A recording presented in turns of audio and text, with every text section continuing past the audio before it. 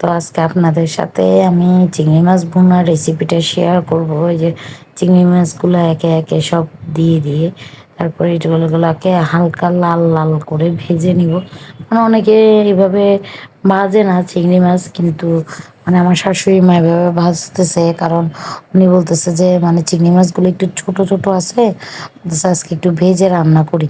তো আমার শাশুড়ি মা একে একে এগুলাকে সব লাল, মানে হালকা হালকা লাল লাল করতেছে। কারণ আমি ইউটিউবে যতগুলোই ভিডিও দিচ্ছি, এগুলো আমার সবই আমার মানে শাশুড়ি মার রান্না। তো এই যে আর বাদ বাকি যে চিংড়ি মাছগুলো ছিল এগুলোও হালকা হালকা করে একটু ভেজে নিচ্ছি। তো আপনারা যারা আমার এই ভিডিওটা দেখতেছেন অবশ্যই অবশ্যই আমার ইউটিউব চ্যানেলটাকে অবশ্যই সাবস্ক্রাইব করবেন। আর অবশ্যই একটা কমেন্ট করবেন যে আমার রান্নাগুলো আপনাদের থেকে কেমন লাগে। তো ওই যে কড়াইতে তেল দিয়ে ওইটার মধ্যে হালকা লাল লাল করে পেঁয়াজগুলোকে ভেজে ভালো করে এগুলোকে ভেজে নিতে হবে। কারণ আপনি মানে এই পেঁয়াজগুলোতে যখন মশলাগুলো দিবেন, মানে মশলাগুলো যত ভালো করে আপনি মানে কষাবেন, ততই কিন্তু আপনার রান্নাটা অনেক মজা হয়। আপনার রান্না ডিপেন্ড করে মেন কষানোর উপরে।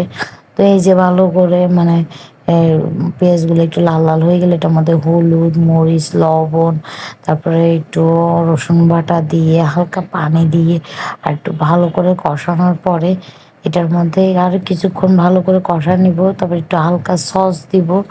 সস দিলেই কিন্তু আপনার যে কোনো মাছের স্বাদই অন্যরকম হয়ে যায়। যেমন আপনার প্রত্যেকটা মাছেই, বড় মাছগুলা আপনার যেগুলো রান্না করেন ওগুলোর মধ্যেও কিন্তু আপনি এরকম সস মিলালে কিন্তু আসলেই কিন্তু রান্নার স্বাদটা অন্যরকম চেঞ্জ হয়ে যায়।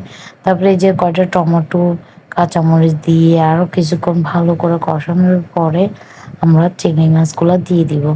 তো যারা আমার এই চ্যানেলটা দেখতেছেন, এই যারা আমার ইউটিউবের এই বউ শাশুড়ির রান্নাঘর চ্যানেলটা দেখতেছেন, অবশ্যই অবশ্যই একটা কমেন্ট করবেন আপনাদের আমার রান্নাটা কেমন লাগে। আর আপনারা আমার এই চ্যানেলটাকে অবশ্যই অবশ্যই একটা সাবস্ক্রাইব করে দিবেন। তো এই যে আমাদের চিংড়ি মাছের ভুনা প্রায় শেষের দিকে, তো ধন্যবাদ দিয়ে আমরা রান্নাটা শেষ করলাম। আজকে এই পর্যন্ত আমাদের ভিডিও।